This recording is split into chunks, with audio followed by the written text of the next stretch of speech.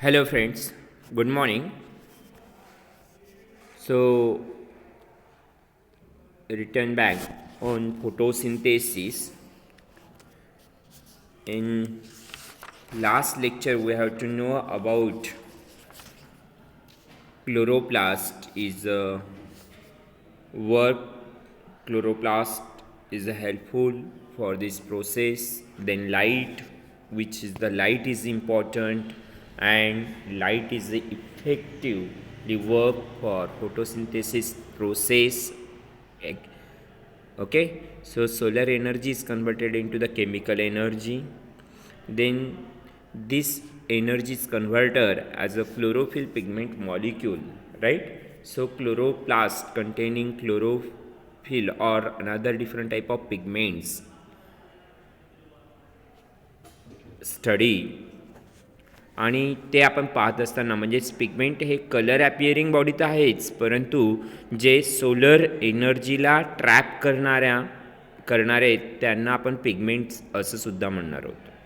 So okay, आपण काल जी information घेतली की विविध प्रकारचे जे लाईट वेव्ज असतात ज्याला आपण gamma rays, X rays, ultraviolet rays और the visible ray, infrared rays, radio rays और कॉस्मिक रेज अशा विविध प्रकारात ह्या सनलाईटकडनं निघणाऱ्या लाईट और रेज आहेत. त्यातनं विजिबल लाईट हा अर्थ सरफेसपर्यंत पोहोचतोय आणि तो प्लांट्सकडनं ॲब्सॉर्ब केला जातो आहे व्हीपगायॉरच्या फॉर्ममध्ये. व्हीपगायॉर म्हणजेच काय, तर हा 7 कलरचे जे रेज आहेत, 7 different colour rays are reach up to the earth surface and trap by plants containing chloroplast or pigment molecule also. Okay, so 390 nanometer to 730 nanometer ही जी की रेंज आहे ही nanometre. Obviously wavelength is always count in nanometre and angstrom unit. Okay, so light wave और light rays is count measurement unit is a nanometre and strong unit. Okay, so say 390 nanometer to 730 nanometer, this spectrum, this range of spectrum is called visible light, and this visible light form in a 7 different color. Okay, आणि आपण आता या 7 different कलरबद्दल पण अजून डिटेलमध्ये अभ्यास केला तर अजून आपल्या लक्षात येईल की blue and red light is a more effective, more helpful for process of photosynthesis. Okay, but and as well as means blue and red, remaining 5 different colors, they are helpful for the photosynthesis, but as compared to blue and red light, they are not effectively work.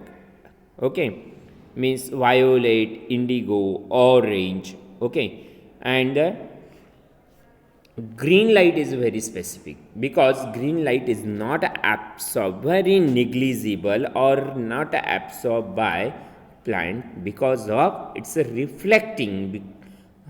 Pigment molecule is abundantly present in a leaf, is a chlorophyll, and from this chlorophyll green color is reflected, not absorbed. Okay, remaining 6 different colors is absorbed by this pigment molecule, right? So now next thing in this pigment system, आपण मग ते light समजल्यानंतर light कशा पद्धतीने effectively work करतो आहे पुढे आपण चार्टच्या मदतीने सुद्धा पाहणार आहोत. पण त्याआधी मी पिगमेंटबद्दल बोलणार होतो तुम्हाला. आणि पिगमेंट सिस्टीम ही खास करून 3 प्रकारात पाहिली जाते. एक आहे chlorophyll pigment, another is a phycobilins आणि third is a carotene. Okay, chlorophyll आता पहा, लक्ष द्या इथे. chlorophyll is again classified, again divided into the 5 different types. One is a chlorophyll A, then SM chlorophyll B, C, D and E. Okay. So in a chlorophyll pigment is a green yellow color appearing pigment molecule. Okay. Say, consider. It's a green color appearing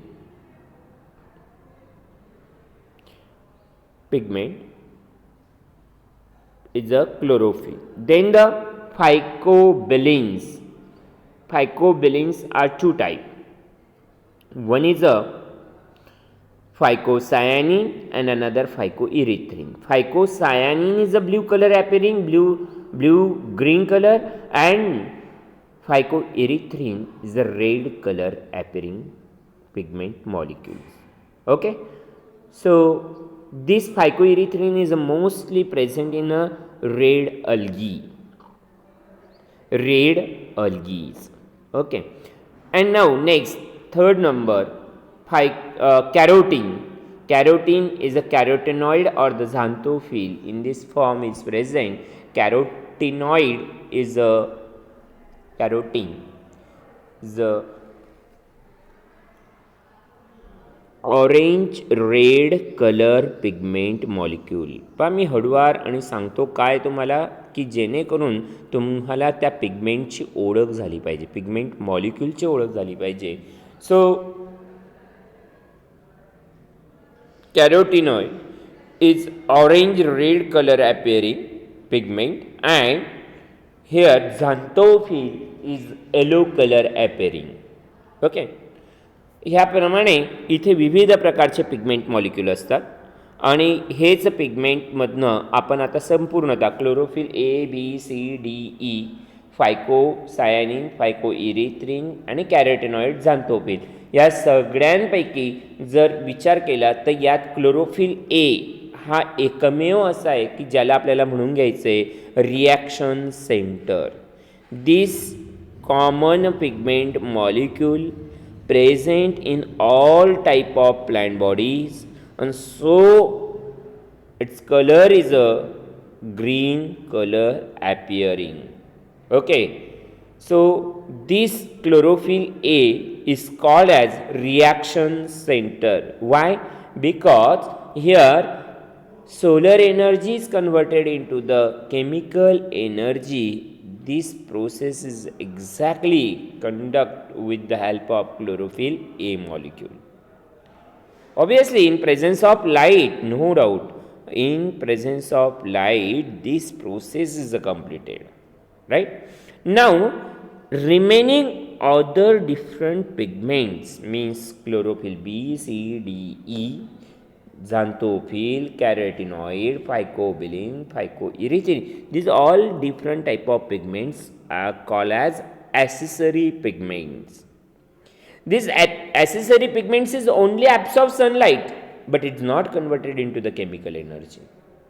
Only one chlorophyll A molecule is responsible. Only one pigment means chlorophyll A is helpful for solar energy is converted into the chemical energy. Okay, chemical energy in the sense in the form of ATP and NADPH2 या form मध्ये आपल्याला पाहायला भेटेल ती energy molecule as a chemical form मध्ये तयार होणार आहे. See this graphical representation. Okay, so in this first upper chart shows chlorophyll A, chlorophyll B and carotenoid, these 3 different color pigment. Okay, but these 3 different color pigment A how to work within which wavelength of light, within which color of light. See, just observe. In this structure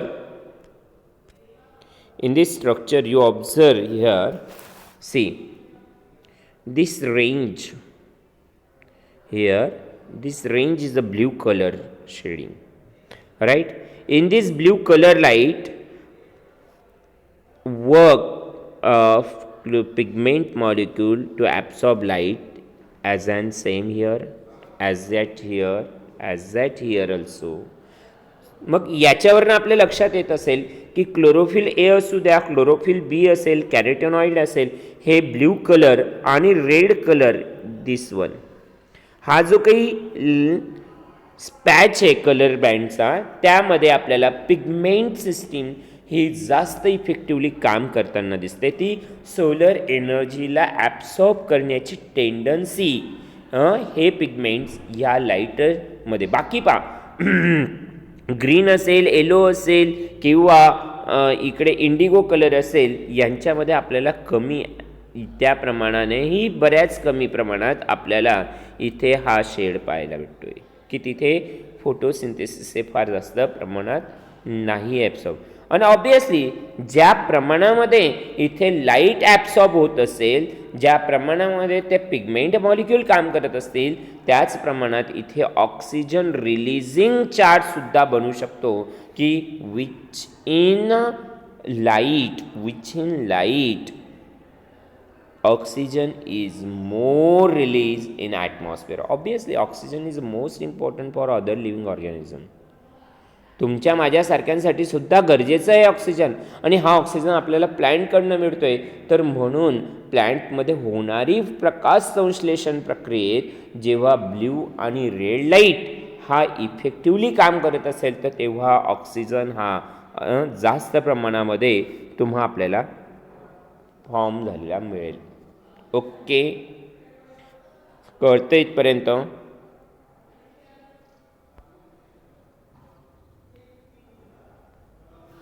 so next here, you know very well, जर मी मागची थोडी उजळणी करून सांगितली तुम्हाला, तर photosynthesis ही प्रक्रिया क्लोरोप्लास्टमध्ये असणाऱ्या 2 घटकांच्या मदतीने होते. ज्याला मी सांगितलं होतं की क्लोरोप्लास्ट हे एक फॅक्टरी युनिट आहे, मशिनरी आहे, आणि त्या मशिनरीमध्ये वरती एक डे टाईममध्ये काम करणारा आणि नाईट शिफ्टमध्ये काम करणारे असे 2 घटक आहेत. डे टाईममध्ये जसं एखाद्या कंपनीत डे टाईममध्ये नाईट शिफ्टला गेलेले असं आपण म्हणून घेतो ना, तशाच पद्धतीने इथे सुद्धा आपण जर विचार केला की क्लोरोप्लास्टमध्ये डे टाईमात जेव्हा सनलाईट आहे तेव्हा ग्रॅना ॲक्टिव्ह काम करतोय. ग्रॅना हा काम करतोय आणि स्ट्रोमा जो त्याच्या सराउंडिंगला आहे तो डार्क रिॲक्शन परफॉर्म करतोय. आता डार्क रिॲक्शन म्हणजेच काय? एक्झॅक्टली फूड सिंथेसाइज करण्याचं काम, कार्बोहायड्रेट ॲज अ शुगर हे तयार होण्याचं काम या डार्क रिॲक्शनच्या मदतीने होत असते. डार्क रिॲक्शन ज्याला बायोकेमिकल रिॲक्शन म्हणूया, आणि इथे लाईट रिॲक्शन जी काही असते ती light reaction is conduct through grana. Grana कुठे आहेत माहिती आहेत ना? क्लोरोप्लास्टमध्ये जसे एकावर एक पॉईंट अरेंज केलेले आहेत त्या स्ट्रक्चरमध्ये आपल्याला जे पाहायला भेटतो त्याला आपण ग्रॅना. एकेका सिंगल युनिटला, त्यातल्या ग्रॅनातल्या एका सिंगल घटकाला काय म्हणायचं आपल्याला? थॅलॅकॉइड. आणि त्याच थॅलॅकॉइडमध्ये कॉन्टासोम आहे आणि त्या कॉन्टासोममध्ये पिगमेंट मॉलिक्युल्स आहेत. कोणते? पिगमेंट. ज्या पिगमेंटचा आपण आत्तापर्यंत अभ्यास करत आलो ते पिगमेंट त्यात आहेत जे सोलर एनर्जी ट्रॅप करण्याचं काम करणार. म्हणून इथे फोटोसिंथेसिसची सगळ्यात महत्त्वाची पहिली स्टेप स्टार्ट होईल, ती light dependent reaction or absorption of light energy by chlorophyll. Okay, मग क्लोरोफिल हे सनलाईटला ॲब्सॉर्ब करणारा, तेव्हाच आपण त्याला म्हणतो लाईट डिपेंडंट रिॲक्शन. आणि ह्या लाईट डिपेंडंट रिॲक्शनमध्ये पहा, as sunlight strike the chlorophyll molecule in photosystem of thylakoid membrane, the energy in the light is transferred to electrons. Okay, जशी जशी ह्या पिगमेंट मॉलिक्यूल जे काही आहेत हे सगळे थॅलाकॉइडच्या मेम्ब्रेनमध्ये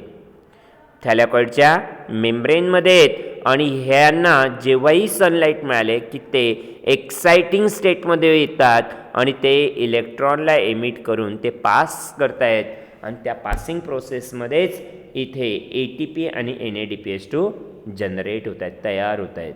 okay, these highly re-energized or excited electron are passed from chlorophyll to electron transport chain, a series of protein embedded in the thylakoid membrane. म्हणजेच इथे पुन्हा एक वेळा सांगूया आपण, electron transport chain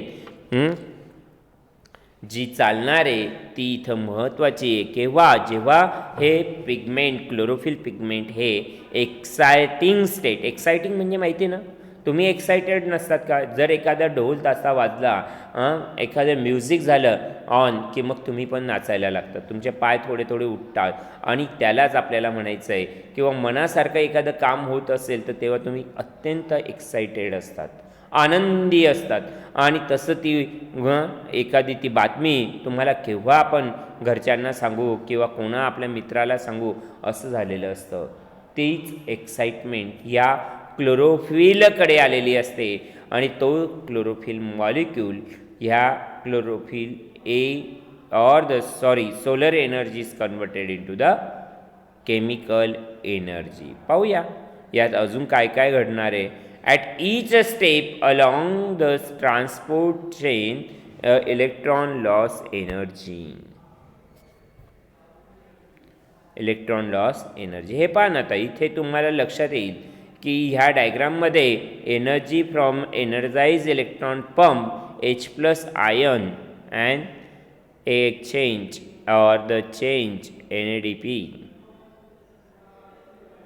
Okay, so now in this process thylakoid containing thylakoid containing grana and stroma. Grana is made up by the thylakoids are arranging thylakoid containing coin arranging one above the another like structure in grana, and this thylakoid, single thylakoid contain contasomes. Again in contasome pigment molecule is present. आणि हेच आपण ह्या डायग्रामवरनं पाहतो आता की H+ ions हे कसे मदत करतायत त्याला पंपिंगसाठी, आणि त्याच वेळेस तो इलेक्ट्रॉन पास होत असताना कशा पद्धतीने इथे ATP आणि NADPH2 तयार होत आहेत. ओके, लक्षात येते का? आपण हळूवार पद्धतीने पुढे जाणार आहोत आणि ज्याला मी आता म्हणणार आहे की इथे synthesis of energy with the help of pigment molecule. So pigment molecule is organized in a bundle, organized in the form of grouping, and this group called as photosystem 1 and photosystem 2. Photosystem 1 and photosystem 2. So photosystem 1 and 2 काय indicate करत असतील तर लक्षात घ्या.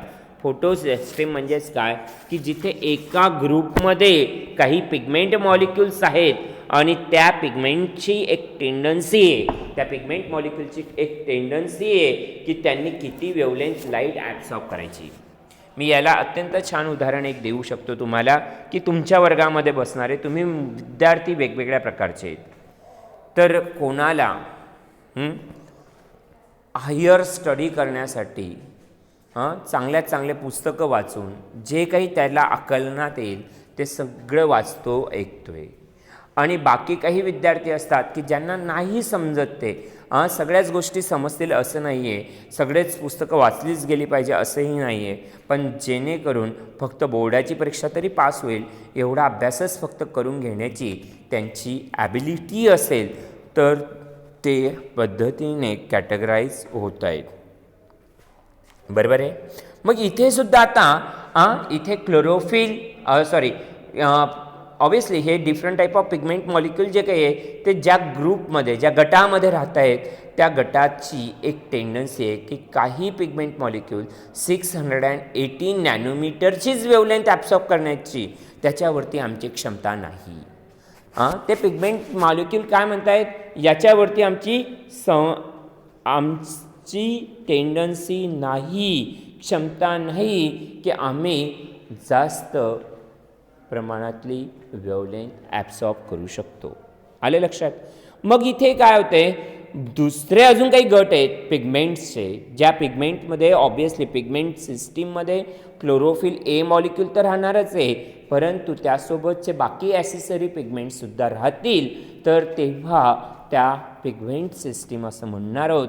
आणि pigment सिस्टीमचे 2 type, pigment system 1 आणि pigment system 2 म्हणा, किंवा त्याला फोटो सिस्टीम 1 आणि फोटो सिस्टीम 2 सुद्धा म्हणू शकतात. मग फोटो सिस्टीम 1 काय की ज्यामध्ये फोटो सिस्टीम 1 काय की ज्यामध्ये टेंडन्सी कितीची असणार आहे, 680 नॅनोमीटर वेवलेंथ. पीएस सिस्टीम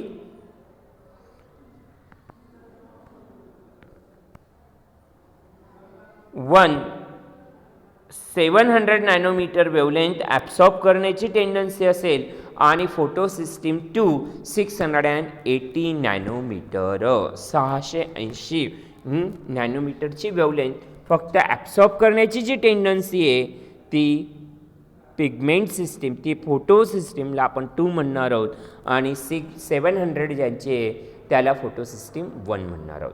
समजलं इथे. असे हे फोटो सिस्टीम 1 आणि 2. आता यांचे अजून थोडं पुढे जाऊन महत्त्व लक्षात येईल तुम्हाला की फोटो सिस्टीम 1 जर इन्व्हॉल्व असेल फोटोसिंथेसिस प्रोसेसमध्ये तेव्हा ते काय करतायत, फोटो सिस्टीम 1 आणि 2 दोघं इन्व्हॉल्व असतात तर ते काय काम करतायत तर ते आपण पुढे शिकणारच आहोत. बरोबर आहे.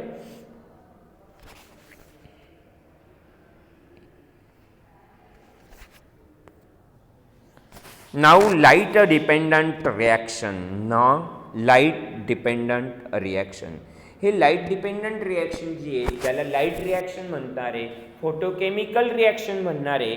याला आपण शिकत असताना आधी आपला पॉईंट येतो किमिओऑस्मॉसिस म्हणजे सनलाईट, डे टाईममध्ये सनलाईट असतो तेव्हा स्टोमॅटा जे काही पानाचे असतात ते ओपन असतात आणि त्याच्या मदतीने गॅसेस म्हणजेच काय कार्बन डायऑक्साईड आणि ऑक्सिजन यांचं वातावरणामधनं अदलाबदल होऊ शकते. त्याला एक्सचेंजिंग ऑफ गॅसेस म्हणतो मी. ते ह्या स्टोमॅटाच्या मदतीने होणार आहे. ओके, चला आपण हेच पाहतोय आता इथे की किमिओऑस्मॉसिस ही काय प्रक्रिया घडते. ही किमिओऑस्मॉसिस म्हणजे नेमकी काय आहे तर आता लक्षात येईल. This lost energy can be used to form ATP from ADP or to pump hydrogen ion into the center of thylakoid disc. म्हणजे ही किमिओऑस्मॉसिस ऑस्मॉसिस जर कधी झालेलं असेल, हा शब्द ऑस्मॉसिस तुम्हाला केमिस्ट्रीत सुद्धा बऱ्याच वेळेस येतो. तर मी ऑस्मॉसिसची डेफिनेशन तुम्हाला सांगू इच्छितो इथे. The ions or molecules are transfer from lower concentration to higher concentration through semi permeable membrane. Okay. आणि इथे ही थॅलॅकॉइडची मेम्ब्रेन जी असते, ही थॅलॅकॉइडची membrane as a semi permeable membrane म्हणून काम करते आणि याच्याच थ्रू हायड्रोजन आयनचं पोटेन्शियल आपण इथे पाहणार आहोत, त्याला अभ्यासणार आहोत की ज्याच्या मदतीने इथे वेस्ट होणारी जी काही एनर्जी आहे ती एनर्जी कशा पद्धतीने युटिलाइज होते ATP सिंथेसाइज होत असताना. कळते. मग आता इथे किमिओऑस्मॉसिसच म्हणूया आपण त्याला. Chemical ions it means the H+ ions. Okay. आणि हेच H+ आयन्स जे काही असतात ते ॲक्युमुलेट होत आहेत inner side of thylakoid membrane. H plus ions are accumulated and that time ADP is converted into the ATP. Right. पहा तुमच्या पुस्तकात सुद्धा ती डायग्राम दिलेली आहे.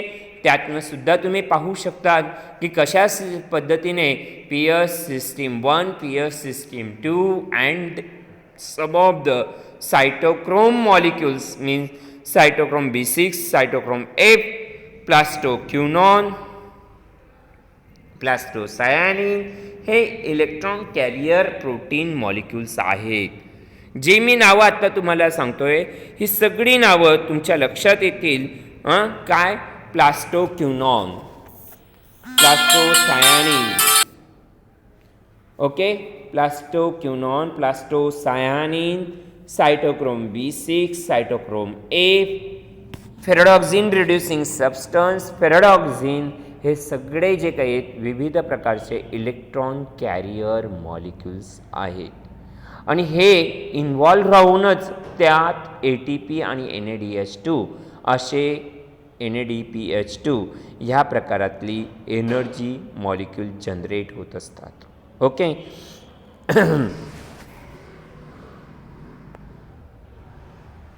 Now light dependent reaction, the electron are transferred to the stroma of chloroplast to do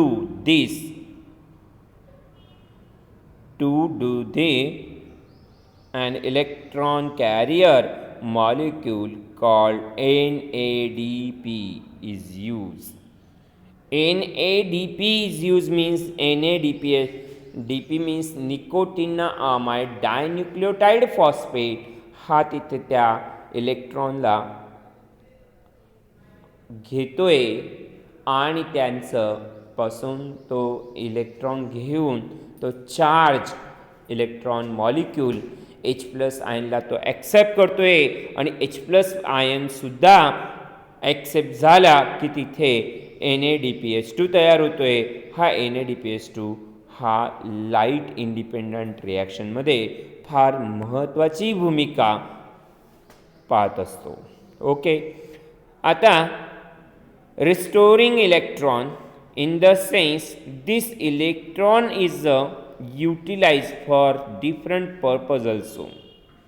To replace the lost electron molecule of water are split in the first photosystem. This reaction is called photolysis. पण हे एक महत्त्वाची गोष्ट लक्षात घ्या की photolysis ही प्रक्रिया इथे घडते फोटोसिंथेसिसमध्ये की ज्याला आपण म्हणूया स्प्लिटिंग ऑफ वॉटर मॉलिक्यूल. आणि जेव्हाही स्प्लिटिंग होत असेल वॉटर मॉलिक्यूलचा म्हणजे वॉटर मॉलिक्यूल हा काय आयडेंटिफाय होतोय? H2O. बरोबर आहे. H2O.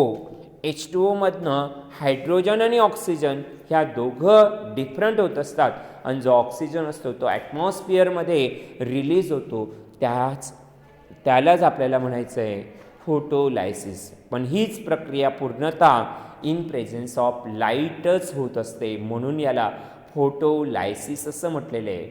लक्षात घ्या. फोटोलायसिसची डेफिनेशन पुन्हा सांगतोय. The splitting of water molecule in presence of sunlight. Okay. So oxygen is a liberate. Oxygen is a release in atmosphere by photosynthesis is made from the oxygen in water. आणि त्यावरूनच prove होतोय oxygen हा water मॉलिक्यूलमधनं बाहेर येत असेल. Okay. So now see this image. ह्या इमेजमध्ये जर तुम्ही पाहत असाल की तुम्हाला आपल्याला काही असे ॲक्वॅटिक प्लॅन्टमध्ये सुद्धा बबल्स आलेले दिसत आहेत. तर कशा पद्धतीने बबल्स आलेले असतील? हे बबल्स जे काही आपल्याला दिसत आहेत ते ऑक्सिजनचे आहेत की त्यावेळेस त्या ॲक्वॅटिक प्लॅन्टमध्ये सुद्धा त्यांच्या आत सुद्धा वॉटर मॉलिक्यूलचं स्प्लिट होतोय आणि ऑक्सिजन जो रिलीज होतोय तो ऑक्सिजन एक प्रकारचा गॅसच आहे. तर तो ह्या वॉटर मॉलिक्यूलमध्ये वॉटरमध्ये म्हणजे काय? वॉटर पाण्यामध्ये म्हणजे तिथं जे काही रिझर्वायर असेल, नदी असेल, पॉन्ड असेल, जिथे हे ॲक्वॅटिक प्लांट आहे, तर त्या प्लांटच्या लीफवरती अवतीभवती किंवा आपल्याला एअर बबल्स पाहायला भेटतील. Okay, clear. इथे आपण थोडक्यात समरी पाहतोय. Light dependent reaction. ही लाईट डिपेंडंट रिॲक्शन जी काही आहे ना, ती अजून जर तुमच्या पुस्तकातून तुम्ही अभ्यासा तर तिला आपण फोटोफॉस्फोरायलेशनच्या मदतीने, फोटोफॉस्फोरायलेशन म्हणजे काय त्या फॉर्ममध्ये सुद्धा अभ्यासू शकतो. त्यालाच फार महत्त्व आहे फोटोफॉस्फोरायलेशन. व्हॉट यू मीन फोटोफॉस्फोरायलेशन? त्याचीही डेफिनेशन फार सिम्पल आहे, फार महत्त्वाची. फोटोफॉस्फोरायलेशन म्हणजेच काय? Formation or synthesis of ATP in the presence of chloroplast and light sunlight is called photophosphorylation. दोन गोष्टी जेव्हा असतील कोणत्या? Pigment molecules, chlorophyll pigment molecule और क्लोरोप्लास्ट, आणि त्याच्यासोबत सनलाईट असेल तर तेव्हा फोटोफॉस्फोरायलेशन घडत असतं. आणि हेच फोटोफॉस्फोरायलेशन घडत असेल त्याच वेळेस ATP आणि NADPH2 तयार होतात. मग तुम्ही तुमच्या पुस्तकातनं जेव्हा पाहाल तर ही लाईट रिॲक्शन किंवा लाईट डिपेंडंट रिॲक्शन किंवा मी त्याला अजून म्हणणार आहे फोटो केमिकल रिॲक्शन ही फोटोफॉस्फोरायलेशनच्या फॉर्ममध्ये घडत असते. आणि फोटोफॉस्फोरायलेशनचे दोन प्रकार, एक आहे सायक्लिक आणि दुसरा आहे non cyclic photophosphorylation. Cyclic and non cyclic photophosphorylation. थोडंसं तुम्ही आता तुमच्या पुस्तकातील पेज नंबर 142 ला जर ऑब्झर्व कराल तर त्यामध्ये सायक्लिक फोटोफॉस्फोरायलेशन, नॉन सायक्लिक फोटोफॉस्फोरायलेशन ह्या दोघांची डायग्राम दिलेली आहे. याला आपण उद्याच्या दिवशी अत्यंत व्यवस्थित चांगल्या प्रकारे समजून घेणार आहोत आणि मग आपण पुढच्या भागाला सुरुवात करूया. ठीक आहे. तोपर्यंत तुम्ही सगळ्यांनी जे काही शक्य असेल, जेवढे काही शक्य असेल त्या टॉपिकला चांगल्या प्रकारे अभ्यासा. काही अडचण असल्यास मला विचारा, म्हणजे डाऊटही क्लिअर होईल. शक्य असेल MCQ सोडवा, जेणेकरून तुमच्या कॉम्पिटेटिव्ह एक्झाम्समधनं तुम्हाला त्यात सुद्धा मदत होईल. Okay, so take care. Good bye.